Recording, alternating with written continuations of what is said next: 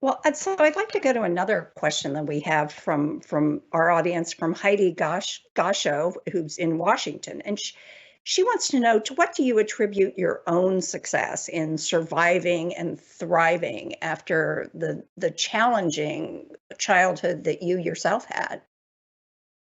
Well, I mean, I appreciate the question. I first of all I think I obviously had an incredibly privileged childhood. My mom was Gloria Vanderbilt. My dad was, a writer who was a great parent and was very present in my brother and my life. And I lost my dad when I was early. My brother died by suicide when I was 21. He was 23.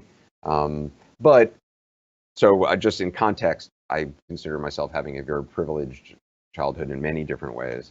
But I do think one of the really greatest privileges I had was that as a child, my mom and my dad included my brother and I in on everything. And if there were, if Charlie Chaplin was coming over to the house, we were there to greet him and be there, over dinner and sit with him, or Truman Capote, and we were expected to, know who he is, and be able to make conversation, and that's something that occurred our entire childhoods, and it gave me a sense of worth, and a sense that, I may be a kid, but I have some value and some interests, and my opinions matter just like any of these other people's opinions, and that gave me a certain confidence I think I wouldn't have otherwise had.